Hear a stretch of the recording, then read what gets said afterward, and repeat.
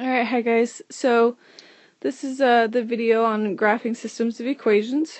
So the first, actually sorry, let me back up. So yesterday you guys talked about how to check your solution by plugging the numbers in to see if it's right or not, and we will go over that a little bit today. So just to remind you, a system of equations is two equations graphed on the same coordinate plane.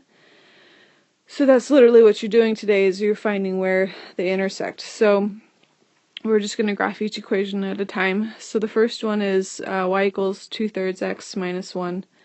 So I'm going to start at my y-intercept of -1. Kinda. There we go. Then I go up 2/3. And down 2/3. And I connect my dots.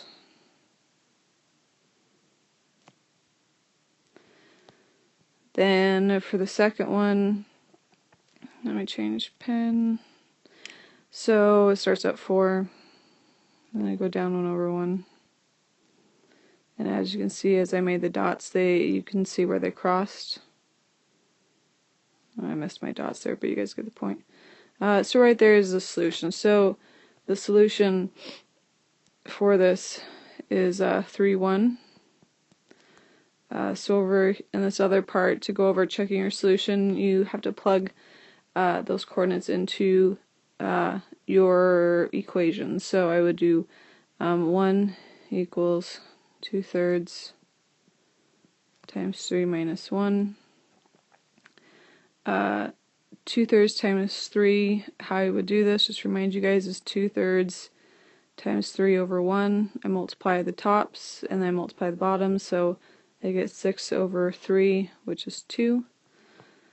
So I get 1 equals 2 minus 1. 2 minus 1 is 1. They equal each other, so that's the first equation. It works. Then I go to the second equation. Oops.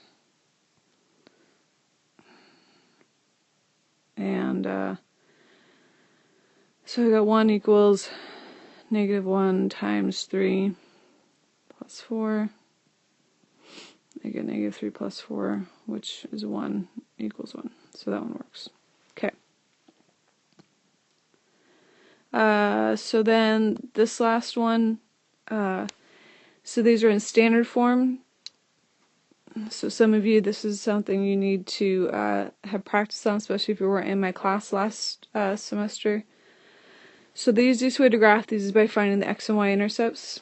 And here we're not gonna check our solution on this one, so I'm gonna cross that off. But so I'll remind you guys how to do that. So I'm basically putting 0 in for x and solving for y, because the x-intercept occurs when y is 0. So basically this just goes away. And then I divide by 4. So x equals 3. So that means all my x-intercept, I'm going to go 3.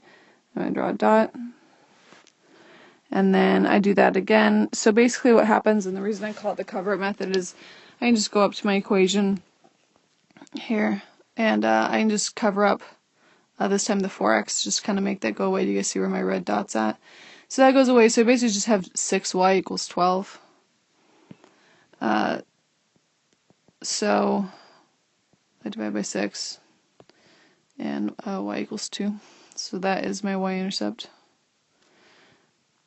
And by doing that, I actually can find my slope now from this, and it's down 2/3. If you see, down 2/3. Oops, took away my point. So I can do that for a few points. I can go up to, or down 2/3, and then up to left 3. And connect my dots. And then go to the next equation. I'll do pink. So I get, if I put 0 in for y, I just get 2x equals 6. So x equals 3. And so already we have our answer, but I'm going to keep going. And then I do the same thing. I get 2y equals 6, and so I get y is 3.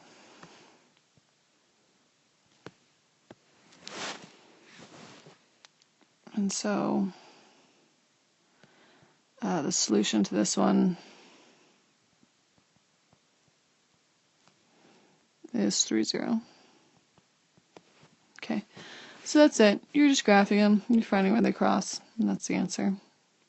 So your assignment today, sorry I'm lacking enthusiasm. I'm obviously still not feeling well, which is why I'm not at school today. But anyways, okay, so yesterday you guys were supposed to do this, the checking solutions. I looked on IXL and I saw that nobody did it. So I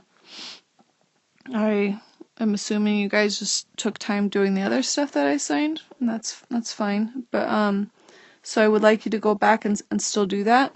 So you actually have 2 assignments today. I want you to do that one, and then I want you to do this graphing IXL, the graphing systems. When you do that, you have to like scroll down to the bottom of the page, and you have to like click the other equation to graph it, and then you have to then type in where they cross. It shouldn't be too hard to figure out. I think you guys can do it. So yeah, okay.